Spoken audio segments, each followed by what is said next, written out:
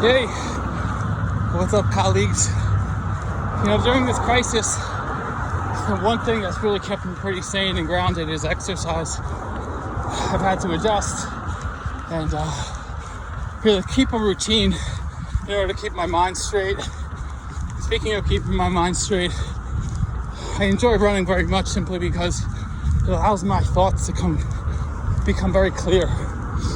So I was thinking I could just kind of present my thoughts and my feedback, my reflection on the movie Selma that me and my classmates and my teammates watched.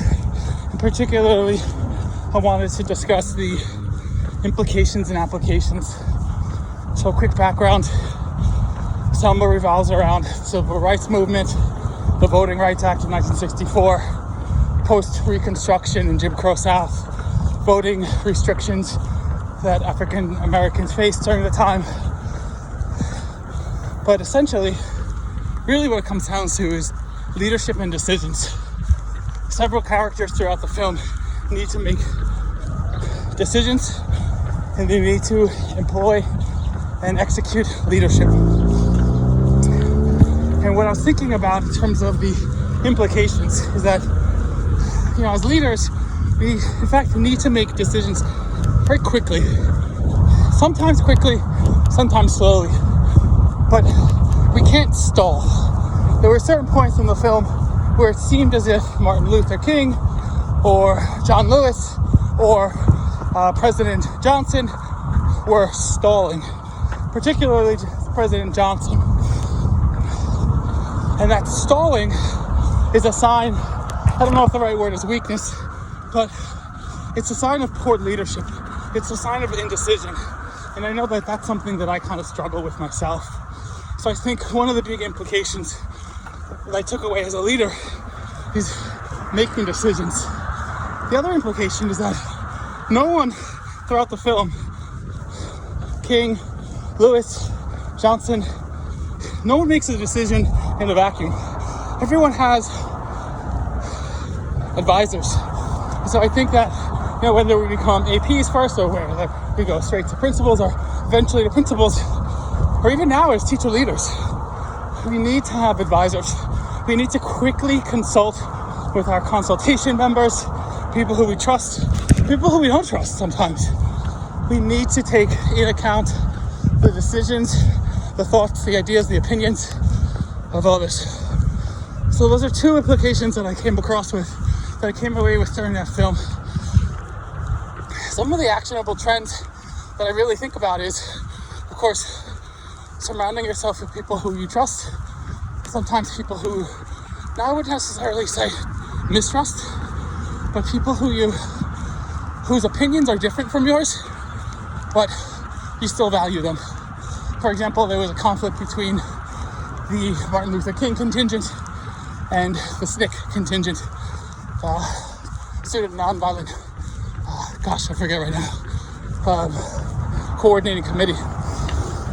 So, and at the end, a resolution came about. But ultimately, it's those types of conflicts that can result in collaboration. So that's another actionable trend that I took away with this. And the other thing is, the last one is trust in self.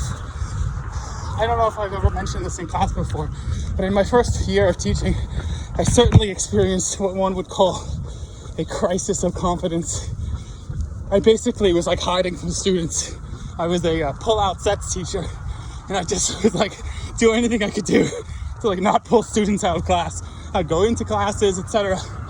And so my supervisor at the time just gave me a pep talk, and he gave me these 4 pieces of advice, and I value them, I live by them, I employ them, and I pass them on. And they are: think, decide, commit, and do. Don't stall. Think about what you're going to do, decide on what you're going to do, commit to what you're going to do, and then do it. You can only reflect and you can only redo and adjust afterwards. But nothing can be done with no action is taken. There's a scene in the film where they're supposed to, the marchers, for a second time in a row, are supposed to go across the Edmund Pettus Bridge, and Martin Luther King, he stops. He stops, he bows, he prays, and he turns around. And he essentially calls off the march. The majority of people were upset. They wanted action. They wanted decisiveness. But he trusted in himself that what he was doing was correct. So I think that's the biggest actionable turn that I take away from the film Selma, and what I'd like to employ in my future leadership. One more thought. So here's my last thought. As leaders, we leave a legacy. And our legacy, not our own personal legacy, our leadership legacy needs to be taken into account. And I think that's where the ethical application comes in. We've been talking about for close to a year about, what makes a good person a good person? What makes a good leader a good leader? How do you make the right decision? What are your ethics based upon? What is moral? What is right? What is valuable? And I think essentially one of the things I'd like to always ask myself as a leader when making big decisions is, how will this affect my leadership legacy? For example, there was a point in the film where Johnson's legacy could have been completely tarnished for someone who avoided the civil rights movement, someone who did not take action, someone who was not on the right side of history. So your legacy is extremely important. Your leadership legacy.